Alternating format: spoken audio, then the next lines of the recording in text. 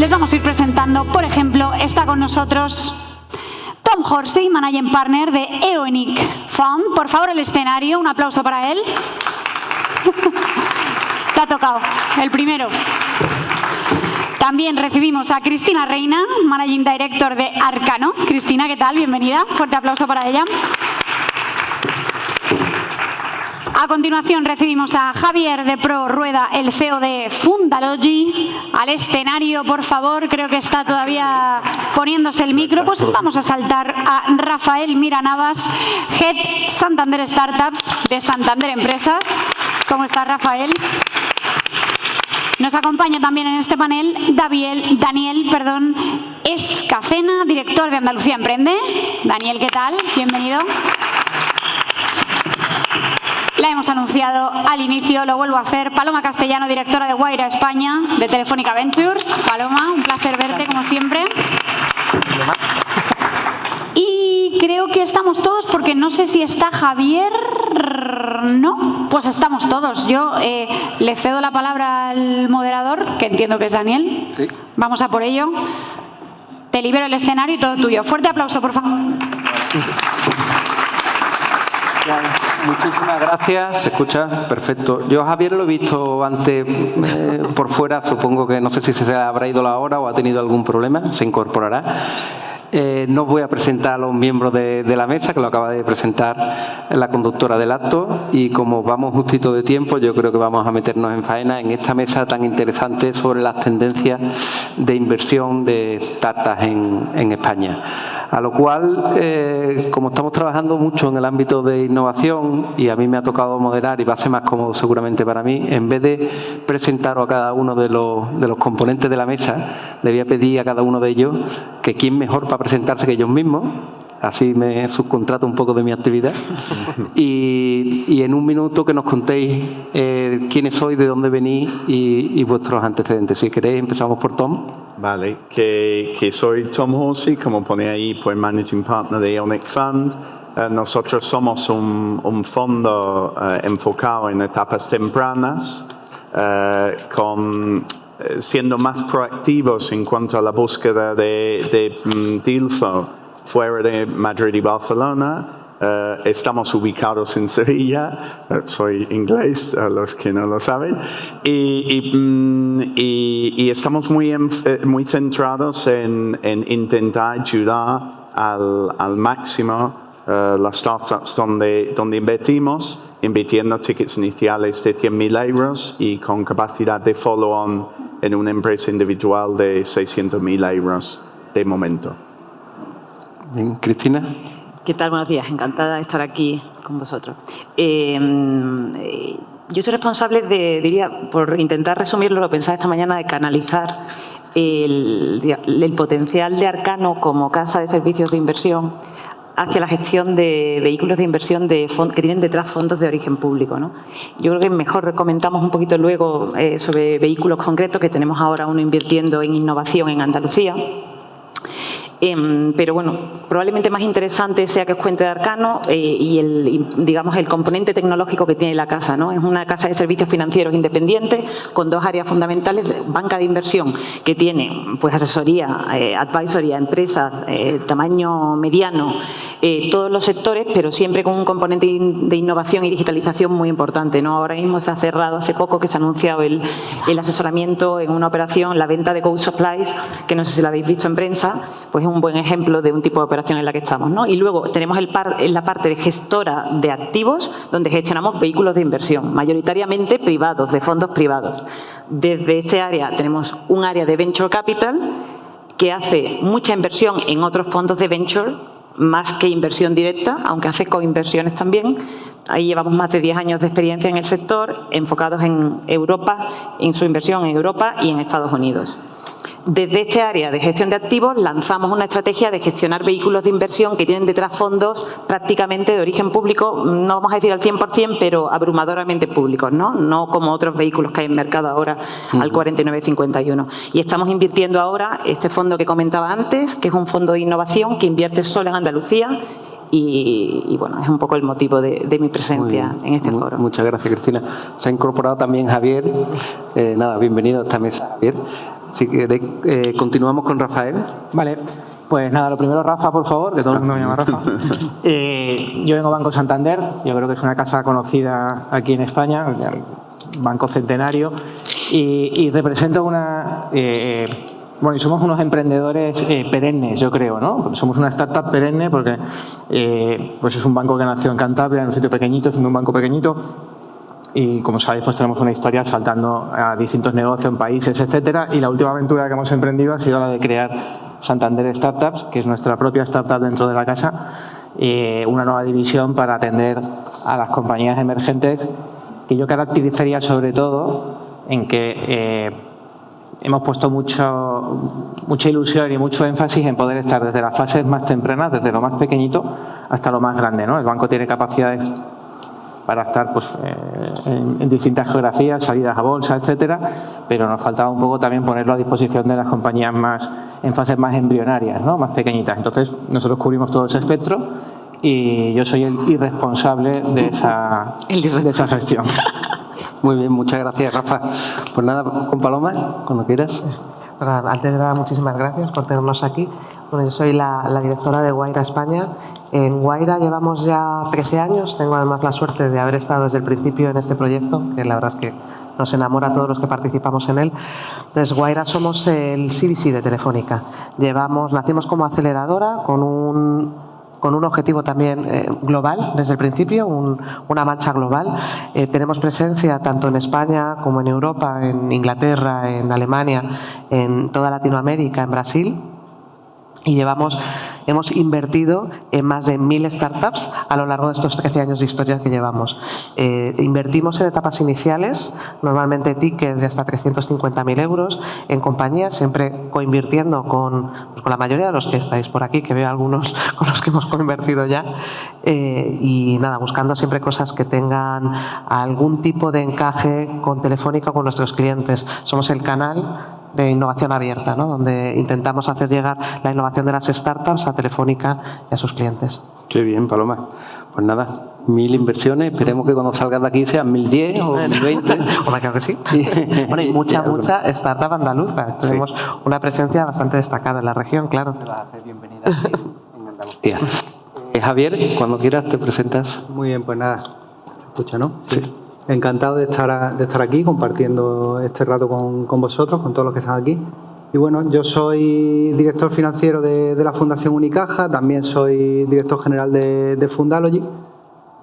La Fundación Unicaja seguramente a todo el mundo le suene bastante más. Bueno, Fundalogy es el vehículo, digamos, de inversión adscrito a la obra social de la Fundación, que nos dedicamos en su momento nació como una herramienta adicional para tratar de apoyar todo el ecosistema emprendedor y aquellas iniciativas que podían tener una mayor dificultad para su puesta en marcha y de acceso a la financiación, sobre todo en el territorio de Andalucía y Ciudad Real, que es el ámbito de actuación que tiene la Fundación. Entonces, bueno, llevamos desde 2018, somos un inversor bastante más joven que algunos de los que hay aquí. Y bueno, llevamos desde 2018 invirtiendo en startups de Andalucía y Ciudad Real que se encuentren en fases tempranas de su desarrollo.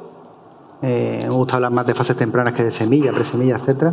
Al final invertimos tickets, pues puede estar en la horquilla entre los 50, 150, al final depende un poco del tipo de empresa y de las necesidades de financiación que tengan producto mínimo viable para ayudarles pues a salir al mercado a vender y que, por supuesto, que ese es uno de los criterios fundamentales que tenemos en la tesis de inversión, que sean afines a la actividad de la Fundación Unicaja, ¿no? Al final, ahí traduciéndolo, pues ahora, por suerte, la inversión en impacto está muy, muy de moda, entonces yo creo que nos situamos como uno de esos inversores de impacto que trata de apoyar el ecosistema andaluz. Muy bien, muchas gracias. Os he visto al equipo hoy muy corporativo, sí, a todos los que venís de la Fundación. Venimos a que se nos vea, Daniel. Sí. Bueno, si os parece bien, vamos a hacer una pregunta general a cada uno de los componentes de la mesa y luego voy a hacer una más particular en función del ámbito de actuación que tenéis cada uno. Si vamos a venir el mismo recorrido, empezamos por Tom y seguimos aquí hacia la esquina. ¿Se me corta de vez en cuando o soy yo? Se oye regular. Ya nos están quitando el tiempo, ¿no? Todavía nos quedan 30 minutos que nos tenemos que aguantar. Es verdad que se le va la voz. Bien, Tom, esta pregunta va para todos. Si os parece, 3 minutos más o menos cada pregunta que os vaya haciendo y así cumplimos con los 30 minutos que tenemos. Yo te llamaré la atención si no explico como buen inglés que eres con los tiempos, ¿vale? Soy muy malo con los micrófonos. He robado más de una vez el micrófono, pero bueno.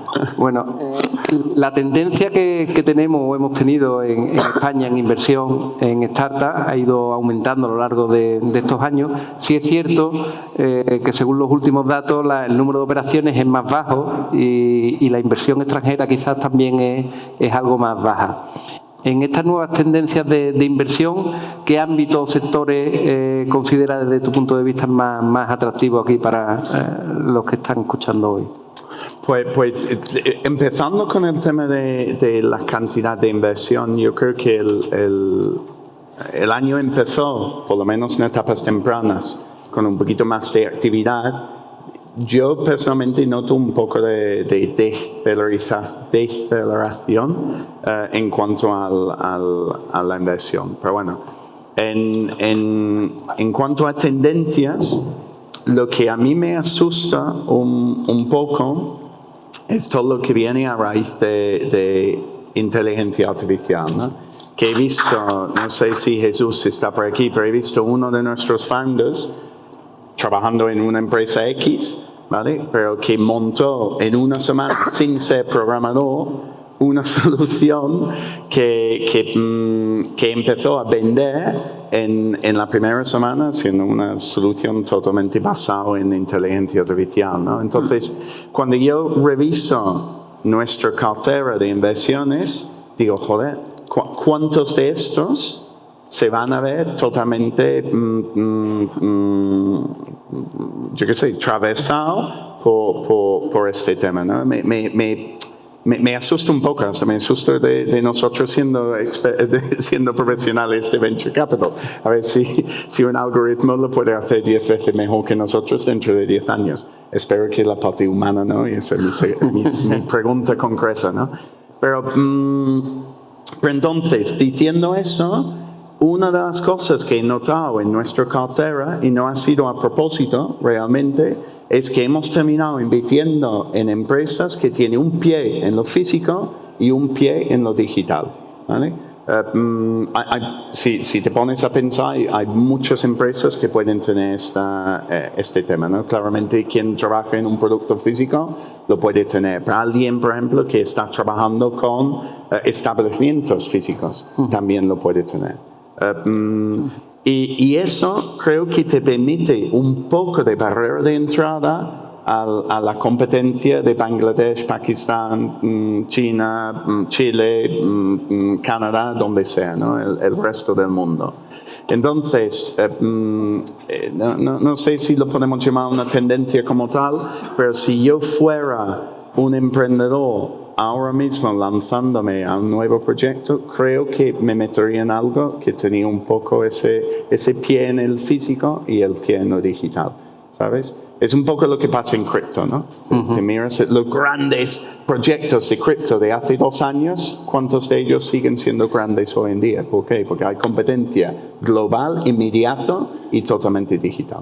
Ya he terminado mis 3 minutos. Bueno, tú eres emprendedor, aparte de inversor, eres emprendedor. Sí, soy emprendedor y emprendí en cosas que eran totalmente digitales, pero bueno, pero digo que creo que hay que tener un pie en ambos sitios. La regulación también te puede ayudar en ese sentido, ¿no? Sí, es decir, totalmente. Que hay distintas formas de hacerlo, pero sí, algo 100% digital que te puede competir mañana una de China, me asustaría como emprendedor. Vamos. Muchas gracias. Cristina. A ver, yo coincido con Tom. Nosotros ahí, bueno, al final pensamos que hay mucho, en la perspectiva que tenemos del mundo del venture, que es no solo las fases tempranas, sino de hecho más enfocados a nivel casa en momentos más tardíos. hay muchos sectores que nos gustan, o a veces más que sectores y modelos, ¿no? La combinación del sector y el modelo, ¿no? En general, el mundo del SaaS, pues lógicamente ha crecido muchísimo en los últimos 10 años y nos gusta y le seguimos viendo potencial, pero precisamente oía a Tom y coincidía en la reflexión, son servicios que tienen un elevado riesgo de ser disrumpidos por la inteligencia artificial, ¿no? Entonces, con este caveat de qué puede causar la inteligencia artificial sobre todo lo que vamos a hablar ahora, el mundo de los servicios de tecnología, de la consultoría, con el potencial de digitalización que todavía hay en la economía, porque claro, las grandes empresas están todas digitalizadas de manera ya muy importante, pero esa necesidad transversal que hasta los taxistas tienen que hacerte ya la factura electrónica de digitalización de los pequeños negocios, yo creo que hay muchísimo recorrido y pensamos que es un mercado que sigue siendo muy interesante, salvando el tema de la posible disrupción en este tipo de negocios que puede tener una inteligencia artificial, ¿no? El mundo de la ciberseguridad, que está totalmente unido, lo seguimos viendo, por un mercado gigante y que va a seguir creciendo la necesidad de esa seguridad. El sector fintech nos gusta mucho por las barreras de entrada. Es verdad que es difícil, pero una vez que estás dentro tienes un mercado que tiene una regulación común en Europa y que tiene una escalabilidad que nos parece a nivel sector interesante. Vemos muchos proyectos, y esto nos pasa a nosotros desde el fondo que estamos gestionando aquí en Andalucía, en el mundo del climate tech, del clean tech. Son sectores que en la variable, además, por ejemplo, de agro, en Andalucía pensamos que tienen un recorrido muy interesante, muy unido a las aristas que tienen regulatorias todos estos sectores que lógicamente afectan a los timings de los modelos de negocios que pueden llegar a desarrollar, ¿no? Por ejemplo, el mundo del agro, pues, hacia dónde va la regulación europea, biopesticidas, biofertilizantes, etcétera, pero es una parte del clean tech que nos gusta especialmente. Todas las plataformas y todos los servicios vinculados a recursos humanos también nos parecen que tienen una escalabilidad muy interesante y barreras de salida. Es decir, una vez que la empresa está una vez que has conseguido que tu aplicación, pues la típica de gestión de horarios, esté dentro de una compañía, no es fácil que te saquen. Y bueno, una tendencia que yo creo que es relativamente nueva, pero muy transversal, y donde estamos viendo incluso organismos públicos posicionándose con responsables de la materia, que hasta ahora no ha estado muy en la agenda en Europa, es defensa. Es un sector que pensamos que tiene un desarrollo porque es que prácticamente no existe en Europa, y bueno, nosotros desde nuestro fondo tenemos ciertas limitaciones por el origen que luego a lo mejor comentamos, pero nos gusta mucho desde de fondo, ¿no? Sí, coincido contigo en defensa, ya luego hablaremos de un tema que estamos organizando desde la Junta de Andalucía en defensa. Rafa. Muy bien, te has aprendido, Rafa, muy bien, gracias. Bueno, pues yo primero a tu pregunta, y en 3 minutos voy a ser muy conciso, creo. Lo primero, yo creo que el primer titular, España mola. Es un ecosistema joven, pero que yo creo que ha mejorado mucho, que se han hecho cosas muy interesantes en temas de fintech, e-commerce, etcétera, que tiene problemáticas comunes a otras geografías, como por las dificultades para levantar capital, ¿no? Que ahora, antes, cuando nos íbamos, escuchaba, oye, ha vuelto al momento del sentido común, levantar fondos es más difícil. Eso nos pasa en todas las geografías. En España, además, se une con que tenemos un problema de tamaño. Nos es difícil, ¿no? En cuanto tienes un cierto tamaño, tienes que acudir a un fondo fuera, y eso pues es un limitante, ¿no? Pero a día de hoy yo creo que tenemos un ecosistema del que sentirnos muy orgullosos y que ha funcionado muy bien. Estando muy de acuerdo con lo que dicen, el primero que me preguntaba también era, oye, la inteligencia artificial, me hablan, oye, hay que hacer un fondo de inteligencia artificial, hay que invertir en inteligencia artificial. Yo no sé si sé distinguir la inteligencia artificial del resto de sectores. Creo que es transversal y que a día de hoy la inteligencia artificial generativa por sí sola no es un sector, sino que es probablemente parte esencial de cualquier sector. Yo creo que algo que tiene mucho sentido, y un poco uniendo y complementando lo que decían mis compañeros, el tema de impacto, ¿no? Y algo decía Cristina. Yo creo que eso ha venido para quedarse. Antes hablábamos de nativos digitales y yo creo que ahora hay que hablar también de nativos sostenibles. Hoy he venido en un tren de alta velocidad y me ofrecían la posibilidad de pagar 2 euros por mi huella, ¿no? De carbono, por tenerla. Y hay sensibilidad a pagar cosas más caras, pero que sean sostenibles, ¿no? Entonces yo creo que todo lo que sea Climate Tech, movilidad, Clean Tech, todo eso va a evolucionar muy positivamente en el futuro y de hecho se están formando fondos para invertir en ello, o sea, canalizando inversiones hacia ello, ¿no? Con lo cual yo creo que eso que empieza por los corporates, las grandes empresas todas nos tenemos que digitalizar, descarbonizar y tenemos que llegar a descarbonizar en Scope 3 a nuestra cadena de proveedores. Abre una oportunidad, yo creo que en datos, a las startups para hacer cosas muy interesantes, ¿no? Entonces seguramente haya grandes corporates que estén diciendo ¿cómo puñetas puedo coger yo con mis 15.000 proveedores, ¿no? Y buscar que se descarbonice? Y ahí probablemente con datos, con inteligencia artificial, las startups tienen mucho que decir. Me apunto lo de nativos sostenibles. Sí. Muy bien. Muchas gracias, Paloma. Perfecto. Pues, a ver, yo creo que también por dar un poco de perspectiva, cuando estuvimos presentando el informe del Green Room con las cifras de este último año en España, yo iniciaba también la presentación, lo hicimos en nuestro espacio, dando un poco de perspectiva. O sea, estamos hablando de 2.300 millones de euros invertidos en este sector en el año 2023 y los deberíamos comparar con los 159 que se invertían en 2012. O sea, porque eso nos da un poco de perspectiva también de cómo ha evolucionado el sector a lo largo de los años. Y yo creo que es algo para sentirse orgullosos. Veníamos también de 2 años que ya creció un poquito más, bajó. Estamos volviendo a consolidar. Yo creo que el sector de startups y de scale-ups en España cada vez está más asentado, tiene mayor sentido. Hay muchos fondos internacionales invirtiendo y no solamente eso, cada vez estamos viendo en España, con origen español, fondos de cada vez más tamaño, ¿no? Para que esas rondas que estábamos diciendo se puedan suplir desde aquí. Nosotros empezamos también un poco de tendencia, ¿no? Tenemos ese papel de desarrollo de mercado muy arraigado en nuestra historia. Entonces iniciamos con los fondos Américo cubriendo huecos en Series A cuando se necesitaban en el año 2012 y en el año, ya no recuerdo, 2019, 2020 apalancamos Leadwin, ¿no? Como fondo de crecimiento aquí en España, ¿no? De más de 250 millones con Cafán.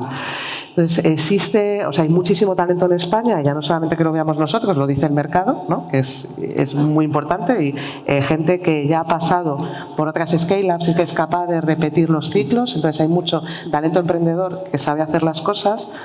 En tendencias, nosotros hemos seguido pues una tendencia de inversión bastante constante a lo largo de los años, invirtiendo en cosas que al final inviertes en personas, ¿no? Y yo creo que eso es lo más importante. Le estás dando tu dinero y más en etapas tempranas a gente en la que tienes que confiar para que explore un sector concreto, ¿no? Explore y construya un caso de negocio, construya algo que pueda escalar, independientemente del sector al que se estén dedicando. Para mí, de lo que estamos viendo últimamente, estamos viendo menos de ciberseguridad de lo que yo esperaba, que históricamente hemos invertido un montón en ciber y yo esperaba que hubiese... Pero ahora es todo IA. O sea, las rondas que se están cerrando más rápidamente últimamente son rondas que tienen que ver con IA, con gente que está explorando también en este ámbito, explorando las capacidades de la IA generativa para digitalizar sectores, para, pues bueno, pues por ejemplo Idoven, para hacer modelos de lenguaje de tratamiento de señal de electrocardiogramas. O sea, estamos viendo muchas rondas muy rápidas en IA. Y estamos viendo también, y una tendencia muy interesante que yo creo que también estáis comentando, cómo las corporaciones cada vez más estamos más abiertas a trabajar con empresas, ¿no? Y cosas en las que yo no me hubiese metido ni con un palo hace siglos, ¿no? De gente que tiene una dependencia de ciclos de venta súper largo, voy a vender a una corporación. Ahora empieza a ser bastante interesante por esa apertura que tienen las corpores, ¿no? a trabajar con startups y la administración pública. Sí. También, ¿eh? O sea que yo creo que ha habido muchísimo desarrollo y mucho apoyo por parte de la administración. Muchas gracias. Javier. Sí. Bueno, yo creo que por completar un poco, complementar lo que están comentando el resto de compañeros, que la verdad es que coincido en muchas cosas, ¿no? Efectivamente, para ver dónde estamos, pues hay que hacer un poco de perspectiva. Es verdad, veníamos, pues, como comentaba antes Paloma, si nos comparamos con 2012 estamos infinitamente mejor, no tiene nada que ver. Tampoco podemos compararnos con 2021 o 2022, que han sido años un poco de récord. Pero además es que los últimos años en general para todo han sido años de muchísimos cambios. Y además en el 2023, si lo vinculamos un poco al ecosistema de las startups es que los propios mercados de capitales han sufrido una serie de variaciones que al final también de alguna manera entran en competencia. Hay, por decirlo de alguna manera, puede haber dos tipos de inversores en startups. El que lo busca como una forma de completar o complementar el resto de sus inversiones, con lo cual ahí claramente es un competidor, o el que directamente invierte en startups, pero es que a su vez necesita que los mercados de capitales funcionen para luego facilitar la salida, ¿no? Entonces, bueno, yo creo que vamos hacia un nuevo escenario en el cual, bueno, se irá normalizando la situación y se verá, pues, a futuro cuáles son las cifras normales en cuanto a volúmenes y operaciones. Yo creo que coincido que la inteligencia artificial al final es un elemento transversal, hay que ver muy bien cómo evoluciona y cómo se puede ir incorporando a los distintos sectores para sacarle jugo. Yo creo también que es tiene una incidencia importante tanto en el número de startups que se crean como en luego su desarrollo, cómo afecta también la regulación a los distintos sectores. Vemos que hay sectores que están muy regulados, como el sector de las fintech y las insurtech, pues lógicamente ahí nacen muchas soluciones para intentar ayudarnos a ese desarrollo y tal. Comentaba también Rafa el tema de la sostenibilidad. Bueno, lo que se nos viene encima con todo lo que tiene que ver con regulación en términos de sostenibilidad, y eso va a hacer también que muchas startups que se consideren de impacto, ¿no? Pues puedan sacar pecho mucho más en cuanto a sus indicadores, el cómo miden su actividad o cómo ayudan a las grandes corporaciones a ser más sostenibles, ¿no? Entonces, bueno, yo creo que ahí la regulación puede influir un poco en cómo evolucione todo. Nosotros, al final, Fundalogy es un inversor muy de nicho. Como he dicho, Andalucía, Ciudad Real es un segmento o un ámbito territorial pequeño. Luego, al buscar inversiones de impacto, pues también la alineamos con una serie de verticales muy concretos. Pero bueno, sí que estamos viendo que hay algunos de los verticales en los que invertimos, pues que realmente están teniendo sentido y están teniendo recorrido y se van generando año a año un número de operaciones consistentes, ¿no? Todo lo que tiene que ver con movilidad sostenible y energía sostenible, todo lo que tiene que ver con sector agroalimentario, por supuesto, en Andalucía también tiene un peso y un impulso importante. Y después hay otro sector que está siempre suele tener un volumen de operaciones bastante grande, como es el sector de la salud. Lo que pasa es que no suelen ser operaciones de un gran volumen en cuanto a macro rondas de financiación, ¿no? Yo creo que ahí sí que es verdad que en Europa parece que se están dando ciertos cambios que pueden contribuir un poco a que todas estas startups que digitalizan procesos de la salud y tal, vayan teniendo un mayor recorrido, sobre todo en su negocio, y a futuro vayan viendo una cierta eclosión porque al final es necesario. Muy bien, muchas gracias, Javier. Tom, volvemos contigo. Venga. En un proceso de inversión, el due diligence suele centrarse en la startup. ¿Qué aspectos crees tú que debe tener en cuenta un emprendedor o una startup en este ámbito? Vale. Mira, esto ha salido en los medios hace poco, ¿no? El jaleo que ha tenido el CEO de Odilo con un fondo de private equity y tal, ¿no? Entonces, yo creo que hay que recordar que el tiempo medio invertido de un fondo, un inversor en una empresa de capital riesgo son unos 7 años, ¿no? Entonces son 7 años de relación y en esos 7 años va a haber muchas interacciones y pueden ir por buen camino o por mal camino, ¿no? Entonces no hay bastantes startups, creo yo, que miran el otro lado, ¿no? No solo el dinero que llega, pero de quién. Entonces, para hacer eso, yo creo que tiene que, por un lado, tiene que haber feeling, ¿no? Tiene que haber cierto feeling, que va a haber momentos complicados en la relación, como cualquier relación, las empresas van arriba y abajo, y entonces debe haber feeling. Pero el feeling te lleva hasta cierto punto, ¿no? Porque al final los equipos pueden cambiar dentro de un fondo, ¿no? Entonces, por otro lado, tienes que tener el saber que tus formas de operar encajen con las formas de operar del fondo. Y aquí cojo un ejemplo muy tonto. Si el fondo tiene una necesidad 100% de hacer un reporting mensual y tú como startup haces un informe trimestral, ya hay un conflicto continuo, ¿sabes? Y es lo más tonto y lo más complicado para los fondos con cara a sus empresas, ¿no? Y es un conflicto. Pero si tú tienes uno que es 100% que tiene que tener el informe mensual y tú lo haces trimestral, hay un conflicto, ¿vale? Pero bueno, puede haber muchas cosas en el día a día que causen ese conflicto, que en los momentos buenos, pues todos pasamos, en los momentos malos, pues causan que el conflicto vaya más, ¿no? Y luego lo último es tus objetivos a largo plazo, ¿no? Es decir, medio y largo plazo. ¿Qué son los objetivos del fondo a medio y largo plazo y encajan dentro de tus objetivos tuyos? Este es el problema que tuvo Odilo, bueno, al final tuvo de todo, ¿no? Pero ese es el problema que tuvo Odilo con esto de este fondo de private equity. Entonces, como founder, ¿cómo resuelves esto? Pues el feeling, claramente, es simplemente pensar en con quiénes tienes delante y pensar no solo en que es un talón en blanco, pero si realmente puede encajar, hazle preguntas como harías yo qué sé, a un socio potencial nuevo, a un proveedor potencial nuevo. Segundo, para saber la forma de funcionar y si encaje contigo, preguntar a algunos founders y hacerle preguntas concretas. Mira, yo hago la cosa de esta forma, ¿va a encajar? Y que te van a decir. Y habla con 2 o 3. Y quizás en distintos momentos. Creo que el problema de Odilo también, que preguntaron nuevos, no los que llevaban 2 o 3 años, ¿no? Y luego lo último, en cuanto a objetivos a largo plazo, es súper sencillo. Hay un folleto informativo de todos los fondos que pone lo que es su tesis de inversión. Hay un deck de inversores que cualquier fondo te va a pasar. ¿Por qué no?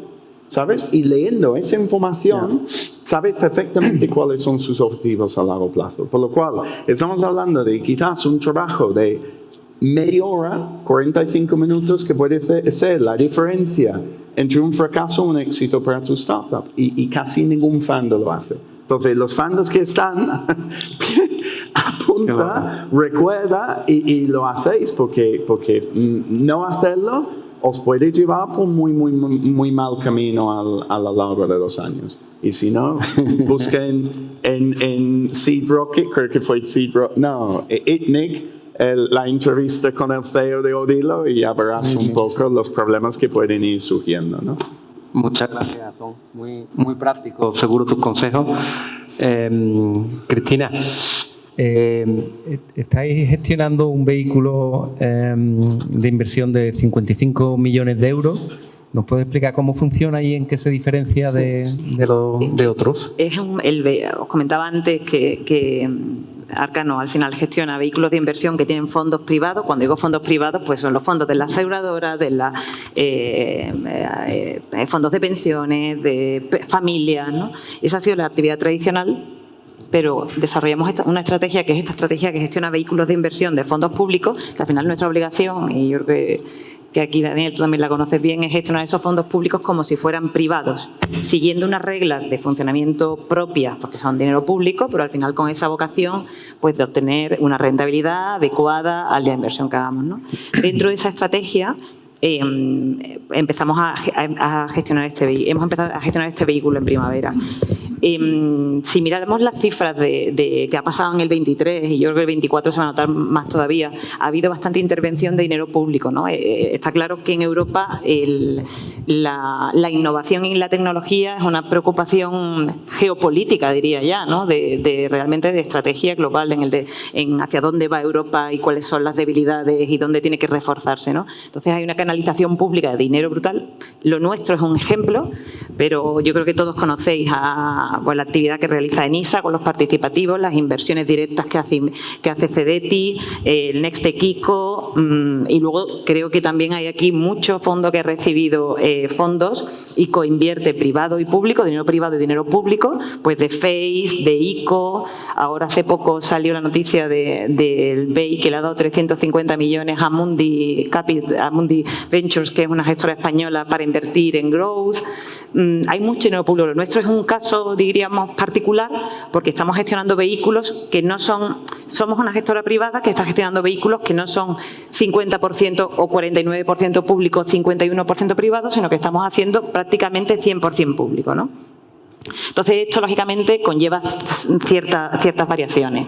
Yo creo que, por ir a la más importante o quizás más interesante, este vehículo empezó a invertir en primavera y tenemos hasta diciembre del 27, 55 millones. No solamente hacemos empresa innovadora, porque es un vehículo que puede hacer muchas cosas, pero solo Andalucía. Y yo creo que por eso, bueno, yo estoy en este foro hoy aquí precisamente por esto, porque nos parecía muy apropiado, ¿no?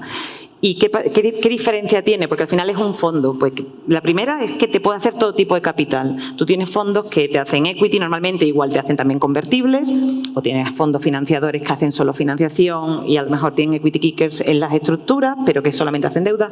Nosotros al final podemos hacer tanto equity como deuda, como participativos, convertibles, etcétera. Entonces yo creo que esta es una gran ventaja para las posibles empresas, proyectos que encontramos, ¿no? Porque nos tratamos de adaptar también a lo que el proyecto requiere.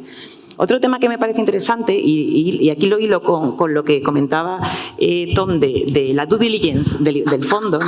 Es que yo digo que somos dinero blanco, ¿no? Porque es un dinero que no tiene un interés, no tiene una vocación de permanecer ni de salir.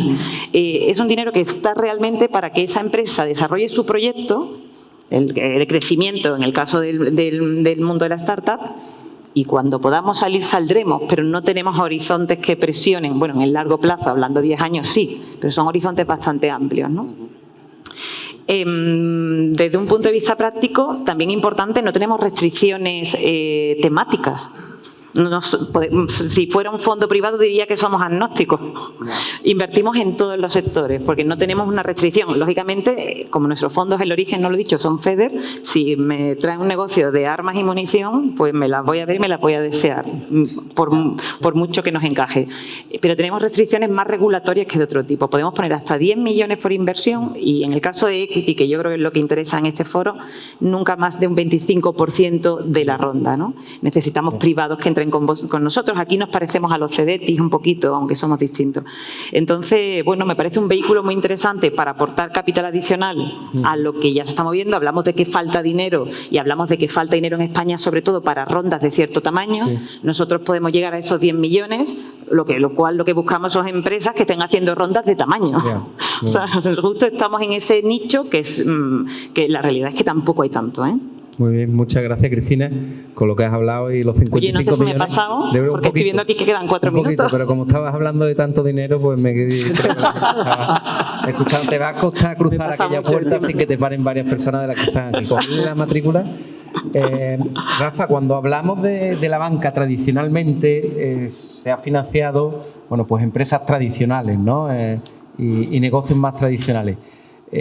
¿Cómo os planteáis en el Santander y en la banca en general este reto, este desafío de invertir en startups y en un riesgo bastante más elevado? Pues una buena pregunta y no es fácil de contestar. Bueno, lo primero es, creo que poner de manifiesto, yo creo que estoy muy satisfecho de que el sector financiero se está acercando mucho más al ecosistema emprendedor de lo que hacía antes, ¿no? Yo creo que la banca éramos algo así parecido a un objeto con cuernos, rabo de color rojo para un emprendedor en ocasiones, y yo creo que estamos acercándonos mucho más, ¿no? Distintas entidades en España lo están haciendo. Eso, uno. Dos, ¿cómo nos acercamos a este reto? Porque para nosotros es un reto, igual que para las startups, ¿no? Y aquí es muy importante también generar cuáles son las expectativas, ¿no? Atemperar las expectativas de ambas partes para saber dónde podemos de verdad colaborar mejor, ¿no? Aquí tenemos dos focos. Uno es el no financiero, y eso ya lo venimos haciendo desde hace tiempo. Por ejemplo, pues poca gente sabe que en Santander, dentro de su área de universidades, es una de las compañías del mundo que más invierte en formación, mentoring, etcétera, etcétera, y con una dotación inmensa para emprendedores. No financiero. Financiero, que es a lo que nos dedicamos, ¿cómo financiar? Nosotros no vamos a cubrir nunca el gap del capital. Es importante que una persona que necesita financiación, un emprendedor, una compañía, tiene que saber que hay un mix, hay capital, hay deuda. Nosotros no vamos a cubrir generalmente el gap del capital, pero sí podemos hacerlo con el de la deuda. Y para eso yo creo que hay dos temas muy importantes. Uno es el conocimiento. Nosotros, por regulación, por modelos de análisis de riesgos masivos, por un montón de casuísticas, nos cuesta más entender, ¿no? Entonces, necesitamos mucha confianza a la hora de obtener información. ¿Por qué no un día será fácil que yo te pueda financiar si tengo acceso a tu ERP, por ejemplo, y veo cómo funciona tu compañía en real time? Porque si me tengo que basar en lo que pasó hace un año en un balance, un año en la historia de una startup probablemente sea media vida, y en de una compañía tradicional un año apenas es nada, ¿no? Entonces yo creo que hace falta eso y hace falta mucha especialización, y en eso estamos poniendo mucho. Es decir, y sobre todo en tamaños más grandes. Yo antes dije que estábamos en operaciones más pequeñitas o queríamos estar en lo más pequeñito, ahí pongo el ejemplo del ERP, y queremos estar en lo más grande, donde ahí también la especialización, tener una persona que sepa de hidrógeno o que sepa de sistemas de movilidad eléctrica, que podamos cubrir eso, pues es muy importante, y en eso pues hemos financiado compañías que no tienen todavía producción, que no han vendido. Podemos hacer cosas pre-revenue, entendiendo muy bien cuál es el modelo de negocio y entendiendo muy bien cuál es el lugar de la deuda, acompañando al capital. Muy bien, muchas gracias, Rafa. Os dejo 45 segundos al resto. A mí no me ha cuadrado que se ha incorporado después Javier, que como no venía, yo calculo más los tiempos.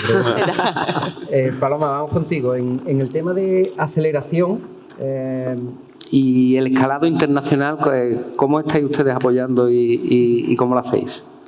Bueno, me encanta la pregunta porque aparte yo creo que una de las cosas que estamos haciendo ahora, nosotros en Wayra empezamos trabajando con empresas en etapa muy temprana, hemos ido evolucionando igual que el ecosistema, invirtiendo en etapas de que sea early stage, un poquito más maduras, ¿no? Y este último año hemos hecho una cosa muy bonita, que es intentar también trabajar de la mano de la comunidad para trabajar en startups más tempranas, ¿no? Lanzamos hace en enero de este año un programa que es Acelerar Startups, de la mano de la IOI también, para buscar startups en etapas muy tempranas y acompañarlas, ¿no? Entonces ahora al final estamos cubriendo casi todo el ciclo de vida de desarrollo de una startup gracias a estos programas en etapa temprana. Y también aprovecho que anda por aquí Antonio de Endeavor, que no le veo bien, pero es que mi miopía es maravillosa, pero que con ellos lanzamos detectando que el problema también, bueno, no el problema, el reto de España estaba no solamente en crear más empresas pequeñitas, sino en hacerlas crecer, y hacerlas crecer dentro del territorio. Montamos conjuntamente con Endeavor y con Fundación Innovación Bank Inter hace unos años un programa que es Scale Up Spain, donde estamos acompañando a compañías que ya facturan más de 1 millón de euros, que ya han levantado rondas de capital, porque no es lo mismo crecer de 0 a 1 millón que de 1 millón a 100, ¿no? Entonces, intentar acompañarles en esas etapas, que nos faltaba algo más aquí en España. Ya dejo aquí al pobre. Muchas gracias. Ahí nos pone un mensaje, yo no sé, creo que lo veis, fin de tiempo, 1 minuto. ¿Es muy interesante la mesa siguiente? No, tampoco. Bueno, aquí estamos hablando de dinero, ¿eh? ¿Nos tienen? No. ¿Cómo está? Bueno, vamos a verlo luego. Javier, hablando de la evolución de la inversión de impacto, ¿cómo has visto? Ha habido una estabilización, una tendencia donde ha ido avanzando. ¿Cómo veis y los siguientes pasos que debe de evolucionar en este aspecto? Sí, bueno, a ver, yo creo un poco como con lo que comentaba antes. Cuando nosotros empezamos desde Fundalogy a invertir, había inversores de impacto que lo hacían muy bien, y de hecho algunos de ellos los teníamos como una referencia de bien hacer y de cómo enfocar el proyecto. Pero nosotros no hablábamos que éramos un inversor de impacto. Nosotros éramos un inversor que invertía en proyectos afines a la fundación, a su obra social, y hablamos de utilidad social. Hoy en día yo creo que ha evolucionado mucho, han aparecido muchos más inversores de impacto, y no solo eso, sino que los inversores tradicionales también empiezan cada vez a darle una mayor importancia al impacto. Un poco ligado también con lo que hablaba antes. Al final, si la regulación intenta empujar de alguna manera a través de los objetivos de descarbonización de la Agencia 2030 tal, y de la propia divulgación de la información, todo lo no financiero, al final le acabamos dando una mayor importancia. Ahí el reto fundamental, por ser un poco breve, yo creo que está en saber entender que precisamente esa información sobre sostenibilidad muchas veces va ligada a los propios indicadores y a los propios KPIs del negocio.